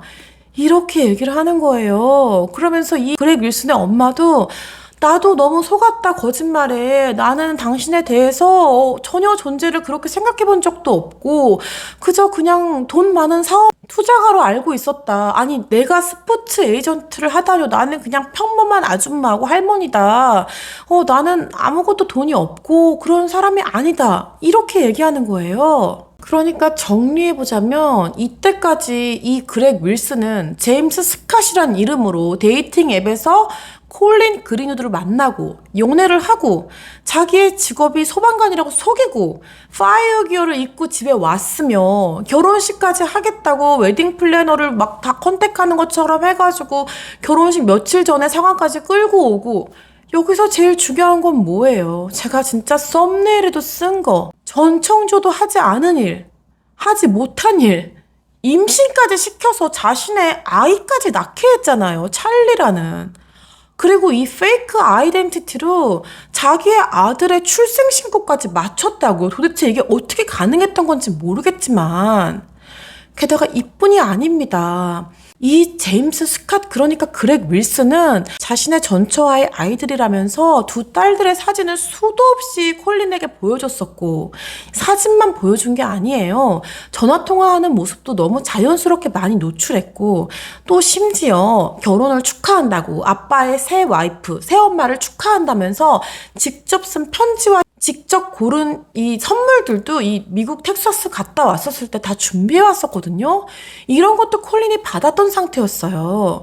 도대체 어디서부터 어디까지 이 완벽한 거짓말을 해온 건지 이때까지 보여줬던 그 본인의 친딸들이라고 했던 그 사진 속 인물들은 누구인지 한두 장도 아니고 출생신고는 도대체 이 가짜 이름으로 어떻게 한 건지 또 그 정관수술 그거에 대한 의료 기록도 제임스 스캇이란 이름으로 어떻게 떼어온 건지 정관수술은 정말 한 건지 그러면 그 정관수술이 잘못돼서 임신이 됐던 게 아니라 실수로 안 하고 임신이 됐던 건지 진짜 어디서부터 어디까지 풀어가야 될지 모르겠는 손도 대기 힘든 거짓말의 산이었던 거예요. 이게 진짜 치밀한 게 그 소방관 하면서 어떤 애기가 써준 편지도 있다 했잖아요. 크레파스로. 이런 증거물이만 있는 게 아니라 심지어 이 제임스 스캇이란 이름의 그 SNS 계정은 2003년도에 시작된 게 있는데 그때 2003년도 당시에 나는 소방관에 입사함이라는 포스팅도 2003년도 1월에 이미 옛날에 과거에 기재된 게 있었어요. 그러니까 미래의 자신을 위해서 얼마나 오래전부터 거짓말을 설계한 건지. 참고로 그렉 윌슨은 소방관의 소자도 아닙니다. 콜린이 가장 많이 힘들어하고 가장 많이 울었던 부분이 바로 이 임신과 출산이었습니다. 그러니까 본인이 임신과 출산에 대해서 너무 많은 공포를 가지고 있었기 때문에 분명히 낳고 싶지 않았었고 그걸 뻔히 알면서도 첫 애가 생겼던 거고 그 아이를 또 그러니까 본인의 선택으로 떠나보냈잖아요. 이 부분을 얘기할 때 콜린이 너무 괴로워해요. 게다가 정관수술을 했다는 말을 믿고 연인 관계를 이어갔던 건데 그러고 또 임신이 된 거잖아요. 이게 만약 본인이 제임스 스캇 그러니까 그렉 윌슨한테 그저 속아가지고 임신이 된 거라면 정말 한 생명이 가짜 아빠 밑에서 태어난 거잖아요. 이런저런 여러 가지 생각에 콜린이 진짜 두고두고 너무 힘들어 하더라고요.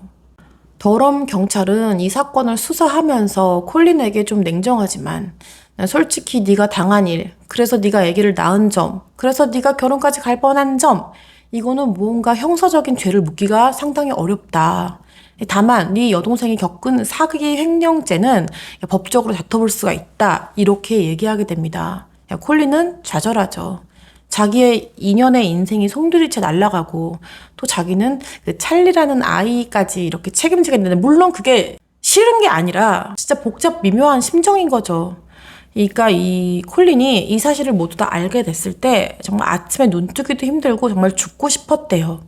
참 아이러니하게도 이런 콜린을 다시 살게 한 것도 또 행복을 다시 맛보게 한 것도 결국은 아들 찰리였다고 합니다. 어쩔 수 없이 일어나서 찰리한테 아침을 줘야 되고 찰리를 챙겨야 되고 찰리를 양육해야 되기 때문에 이를 악물고 하루하루 버티고 그저 침대에 누워있거나 안 좋은 선택을 하지 않고 삶을 살아갈 수 있었다고 해요. 물론 당연히 찰리는 이럼에도 불구하고 콜린의 인생에 크나큰 축복이었다고 합니다. 경찰은 어쨌든 카렌의 재산을 횡령한 혐의로 또 댄이란 남자의 돈을 횡령한 혐의로 그렉 윌슨에 대한 조사를 이어가고 있었고요. 카렌은 또 이 와중에서 굉장히 큰 자괴감에 빠졌다고 해요. 내가 이런 인간한테 전 재산을 날렸다니 어디 가서 말하기에도 정말 굴욕감이 들어가지고 말도 못했다고 합니다. 또 실질적으로 카렌 입장에선 정말 100원 한 푼 남기지 않고 다 투자했기 때문에 파산 신청을 하게 이르렀다고 해요. 그러니 얼마까지나 밑바닥으로 경제적으로 떨어진 건지 짐작이 가시죠.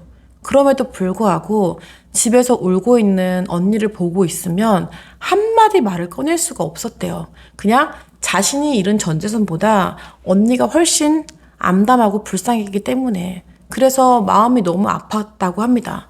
또 카렌도 참 안 된 게 자기도 그야말로 전 재산을 잃었잖아요. 이게 남이었어 봐요.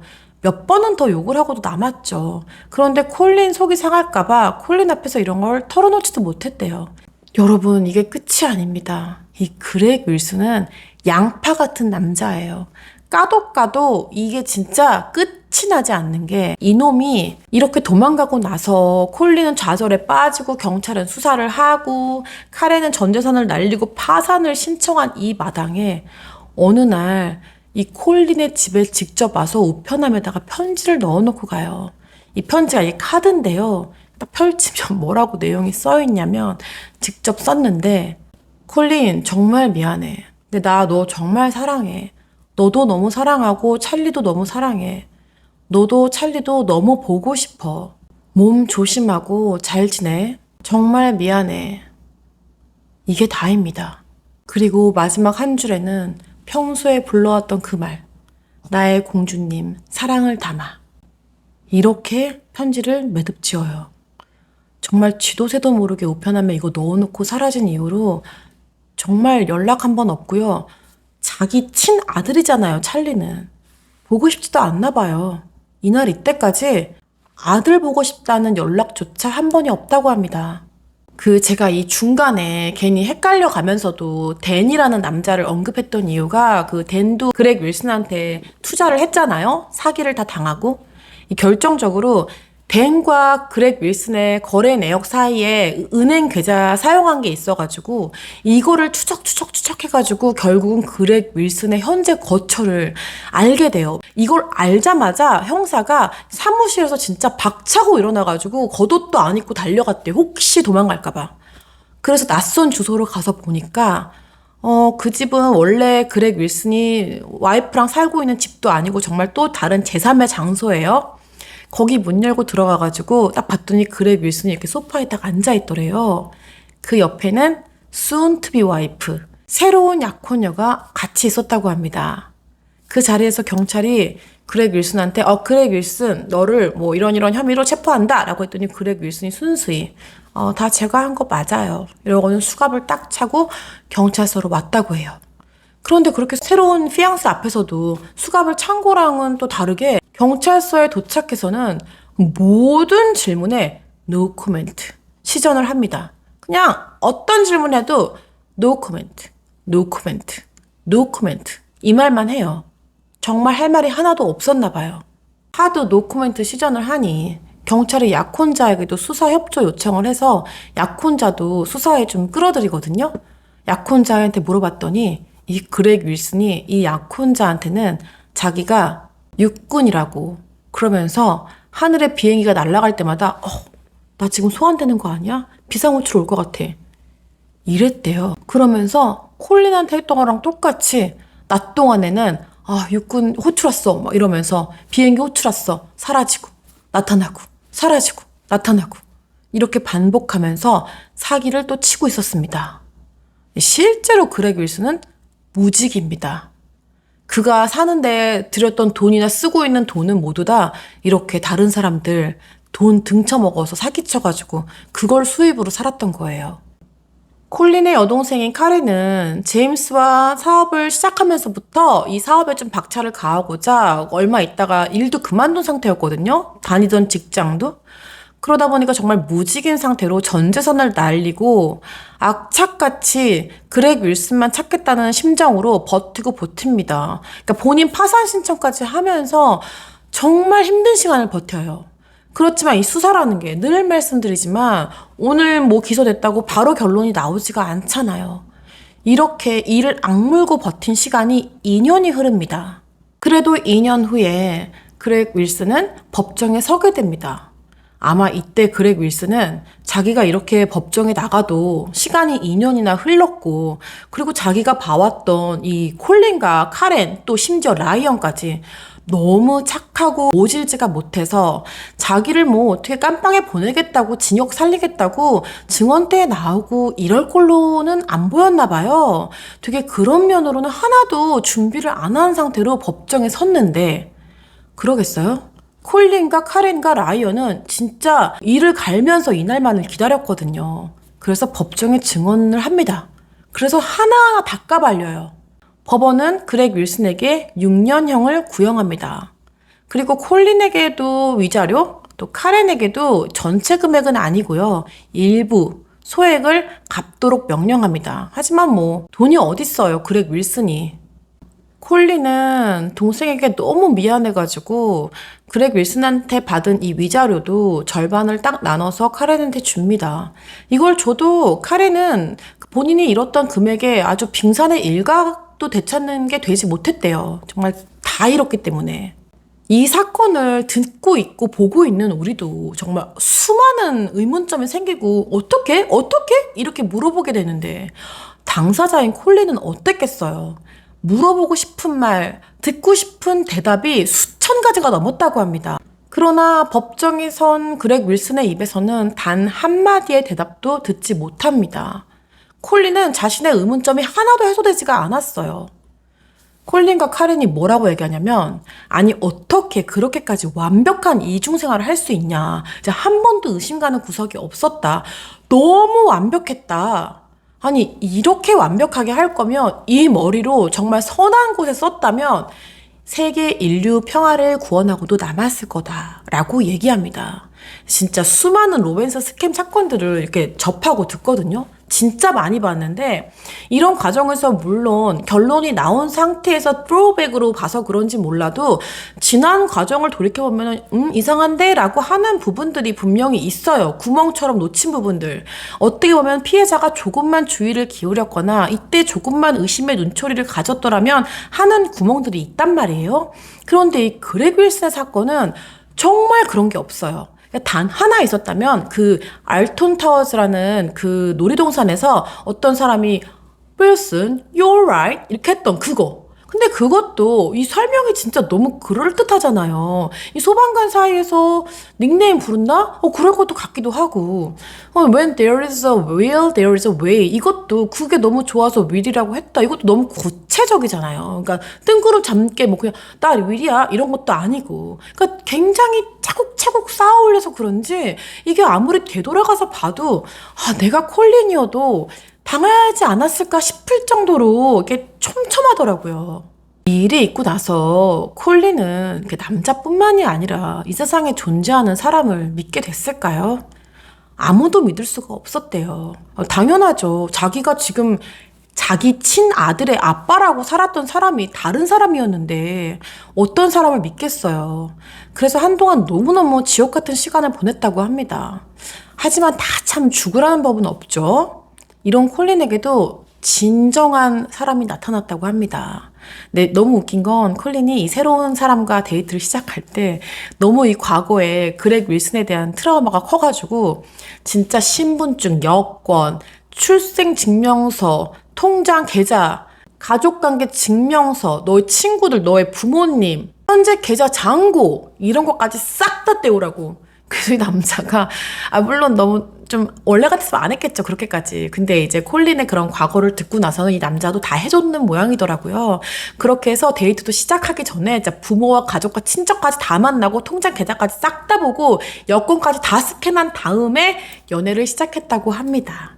다행히 이 남자가 너무 좋은 남자라서 콜린은 결혼까지 하고, 또 콜린이 낳았던 그 아들 찰리, 이름이 찰리 스캇이었잖아요. 근데 라스트 네임 당연히 빼고 다행히 이 새 남자친구 남편이 그 찰리를 입양을 해서 친자로 등록을 했다고 합니다. 너무 찰리에 대해서 마음이 좀 안 좋았는데 그래도 새 아빠가 생겨서 좋은 가정이 되었다고 하니까 이 점이 좀 되게 후련했고요. 또 제가 앞전에 말씀드렸던 그렉 윌슨이 아주 빙산의 일각이지만 일부의 금액을 콜린하고 카렌에게 갚았다고 했잖아요. 이게 몇 년도인지 아세요? 2024년도예요. 얼마나 질질 끌었어요. 몇 년이 지나고서야 이 돈을 아주 소액 돌려받은 게 전부라고 합니다. 물론 당연히 이날 이때까지도 그렉 윌슨에게서 찰리가 보고 싶다는 둥 하는 연락은 일절 없고요. 그 후에 그 그렉 윌슨이 어떻게 사는지에 대해서도 전혀 알려진 바가 없다고 합니다. 이 사건은 진짜 제가 너무 흥미롭기도 하고 답답한 게 많은 게, 도대체 이 보면은 영상들이 막 남아있거든요. 얼마나 그렉 윌슨이 자기의 아들 찰리를 예뻐했는지 진짜 물고 빨고 있어요. 그런데 이 아들이 진짜 그렇게 하나도 안 보고 싶을까요? 어떻게 연락이 한 번도 없을 수 있는지. 좀 더 과거로 거슬러 올라가 보자면 본인이 이렇게 로맨스 스캠을 이렇게 설계하는 데 있어서 자식을 낳는 것까지 포함이 되어 있었던 건지, 그냥 돈만 빼돌리는 게 아니라 정말 자식까지 낳는다고? 이것도 참 이해가 안 가고. 그러면 그렇다면 콜린은 정말 다른 여자랑 다르게 진짜 사랑했나? 이런 것도 궁금하기도 하고. 왜냐면 자식도 낳았으니까요. 근데 무슨 생각으로 그랬을까? 그리고 자기 딸들이라고 보여줬던 그 여자아이들 2명은 누구였으며, 물론 이거에 대해선 콜린은 어떻게 생각하냐면, 그땐 AI가 있을 시절이 아니어서 인터넷에 이렇게 무료로 쓸 수 있는 사진들에서 이 여자아이 2명 사진을 가져온 것 같다고 하더라고요.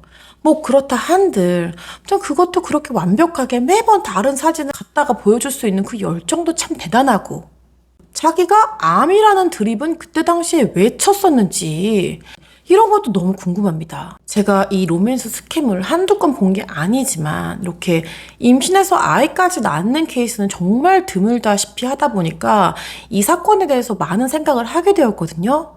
그러면서 알게 된 게 신뢰의 전염 효과라는 게 있대요. 이게 뭐냐면 social proof라고 이런 거죠. 콜린은 그렉을 믿는다.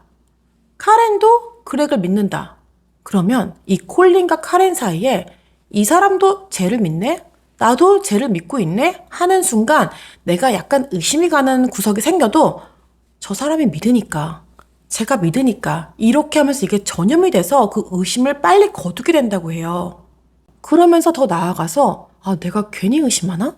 이런 생각까지 하게 된다는 거예요. 이게 바로 신뢰의 전염 효과라고 합니다. 그렉 윌슨은 이거를 교묘하게 이용한 것 같아요. 그래서 콜린을 만났을 때 왜 이렇게 빠르게 너 여동생도 만나고 싶어, 너 딸들도 만나고 싶어, 적극적으로. 이게 콜린은 처음에 되게 호감 포인트였거든요. 자기만 만나려고 하지 않고 빨리 가족으로 흡수되고 싶어하는 모습을 보였기 때문에. 그런데 이게 알고 보면은 큰 그림의 한 일부분이었던 거죠. 빨리 가족들의 환심을 모두 사서 아무도 나를 공통으로 의심하지 못하게 만드는 거. 그래서 이렇게 신뢰의 전염 효과로 완전한 신뢰가 한 작은 공동체 안에서 만들어지고 나면 그 다음은 돈 이야기가 가능해진다고 합니다. 보통 사기꾼들이 이 타이밍에서 금전 요청을 하게 된대요. 때로는 갑작스러운 문제, 때로는 좋은 투자처, 때로는 긴급하게 해결해야 될 문제 앞에서의 급전 필요, 이런 것들을 이유로 이 신뢰의 영역에서 쫀쫀하게 유닛으로 모여있던 사람들에게 요청을 하면 이들이 이젠 더 이상 의심의 여지가 없이 쉽게 돈을 내어준다는 거죠. 콜린의 여동생 카렌 역시 결국은 이 신뢰의 바탕 안에서 전 재산을 맡긴 거였던 거고요. 그렉 윌슨, 그는 가짜 이름과 가짜 직업으로 사람들의 신뢰를 이용했고, 그 거짓말은 콜린 한 사람의 삶이 아니라 온 가족의 삶을 무너뜨렸습니다. 그뿐만 아니죠. 존재하지도 않는 인물을 아빠로 둔 자식까지 피해자로 태어나게 합니다. 콜린은 인터뷰에서 이렇게 얘기해요. 제일 무서웠던 건 내가 전혀 모르는 사람과 살았었다는 거라고. 로맨스 스캠의 사기범들은 대부분 같은 방식으로 접근합니다. 빠른 사랑, 강한 신뢰, 그리고 완벽해 보이는 스토리텔링. 하지만 이 사건이 보여주듯이 가장 위험한 거짓말은 때로는 사랑의 모습으로 시작됩니다. 지금까지 그렉 윌슨의 사건이었습니다. 오늘의 로맨스 스캠 사건이 재미있으셨다면 댓글 많이 달아주세요. 범죄 이야기뿐만 아니라 알고 있는 재미있는 로맨스 스캠 사건들이 많이 있는데 차후 업로드를 할지 말지 저도 궁금하니까 댓글 달아주시면 감사드리겠습니다. 이야기가 재미있으셨다면 구독과 좋아요도 부탁드립니다. 감사합니다. 코코가 자서 오늘은 저만 인사드려요.